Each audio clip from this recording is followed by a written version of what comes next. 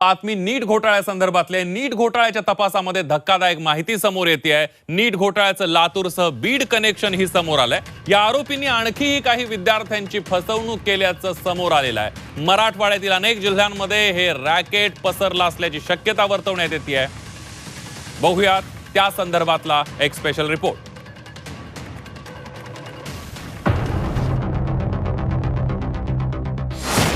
नीटचं Beed connection उघड। 5 लाख रुपये देऊनही फसवणूक।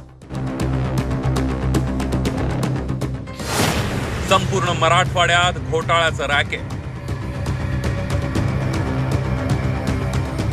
नीट घोटाळ्याची राज्यातील व्याप्ती दिवसेंदिवस वाढायला लागली आहे। लातूर नंतर आता याचे धागेदोरे बीड पर्यंत पोहोचल्याचं पाहायला मिळत आहे। या प्रकरणी माजलगाव मधल्या 7 शिक्षकांची चौकशी झाल्याची माहिती मिळते। ज्या शिक्षकांची मुलं लातूरला नीटच्या तयारीसाठी येत होती त्याच मुलांना आणि त्यांच्या पालकांना आरोपी जलील पठाण आणि संजय जाधव हे हेरत असल्याचं समजतं। त्यामुळे या घोटाळ्याची व्याप्ती ही संपूर्ण मराठवाड्यात पसरली असण्याची शक्यता वर्तवली जाते। आरोपी संजय जाधव आणि जलील पठाण विद्यार्थी आणि पालकांना हेरत होते। ज्या शिक्षकांची मुलं नीटची तयारी करतायत अशांना हेरलं जायचं। 7 शिक्षक आरोपींच्या सापळ्यात अडकल्याची माहिती सूत्रांकडून मिळते।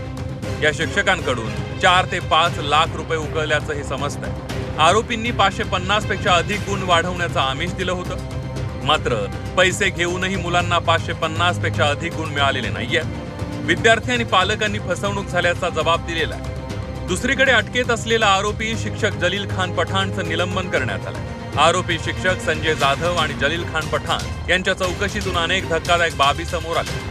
जलील पठाणच्या उच्चस्तरीय चौकशीचे आदेश देण्यात आले। पठाणकडे बोगस अपंग प्रमाणपत्र आढळलंय। बोगस अपंग प्रमाणपत्राच्या आधारे नोकरी मिळवल्याचा संशय आहे। संजय जाधवने त्याच्या शेतात 30 लाखांचा गाळ टाकल्याचं समोर आलंय। बीडच्या नेकनूर भागातील 7 शिक्षकांनी पठाणच्या पत्नीच्या खात्यात पैसे पाठवले।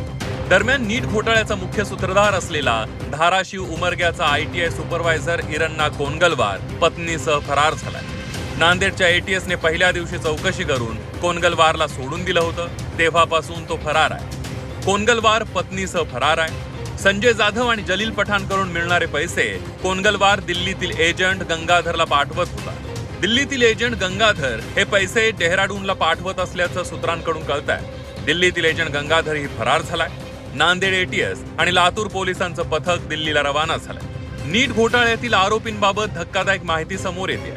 तपास यंत्रणांनी आरोपींच्या मुसक्या आवळायला सुरुवात केली आहे। मात्र मेडिकल प्रवेशाचं स्वप्न उराशी बाळगून दिवसरात्र अभ्यास करणाऱ्या विद्यार्थ्यांचं काय? ज्यांचा प्रवेश 2-5 गुणांनी हुकलाय अशा विद्यार्थ्यांच्या नुकसानीला जबाबदार कोण हे प्रश्न मात्र अनुत्तरितच आहेत। वैभव बालकुंदेसह ब्युरो रिपोर्ट, झी 24 तास।